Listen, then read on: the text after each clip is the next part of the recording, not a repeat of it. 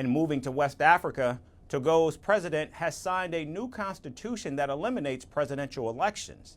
Instead, it allows the country's parliament to choose the president.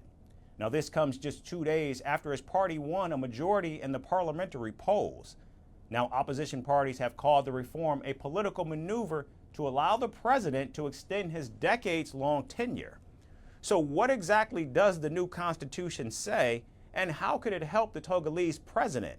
Our next report goes into detail.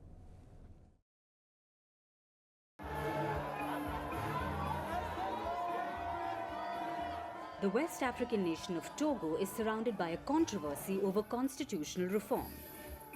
Togo's president, Faure Gnassingbe, has signed a new constitution that eliminates presidential elections, and critics say the move will allow him to extend his family's 6-decade-long rule. So what exactly does Togo's new constitution say? Well, the Togolese Parliament will now have the power to choose the president instead of direct elections. The new constitution also creates a role similar to a prime minister. This post is called the President of the Council of Ministers, which will be taken by Gnassingbe and could give additional powers to him.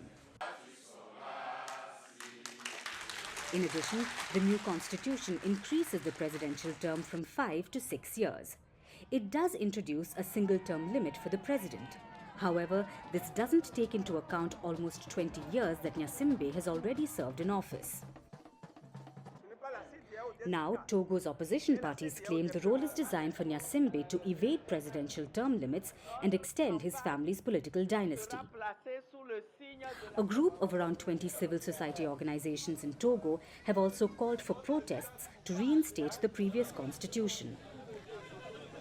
Under the old constitution, Gnassingbe would have been able to run for presidency just one more time. Upon winning, he would have started his 5-year term in 2025 and would have been out of office by 2030. But now, critics say Gnassingbe will be able to remain in power without any term limit as long as his party has a majority in the National Assembly. The new constitution comes just 2 days after Gnassingbe's ruling party won 108 out of 113 seats in the parliament and 137 out of 179 seats in the Senate.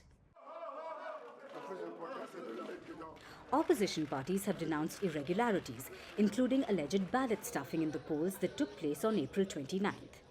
However, regional observers say that they are satisfied with the way the elections were conducted. The vote was delayed twice because of a backlash from some opposition parties over the constitutional changes.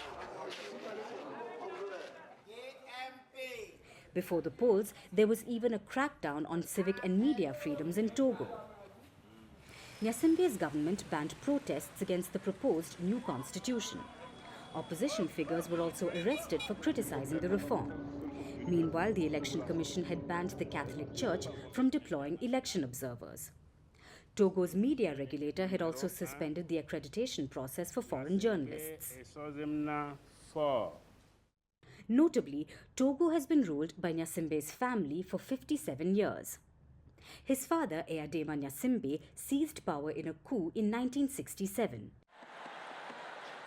He was immediately succeeded by his son Faure Gnassingbe after his death in 2005. And keeping father-son traditions alive, crackdowns on political demonstrations continue under President Faure Gnassingbe, just as they were during his father's long rule.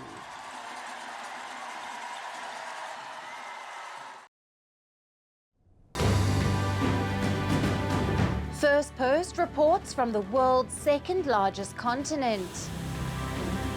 Hello, I'm Alison LaGrange. A very warm welcome from Durban, South Africa. We get you the news and the newsmakers from Africa. South Africa goes to the polls on the 29th of May. I will track the election and bring you ground reports.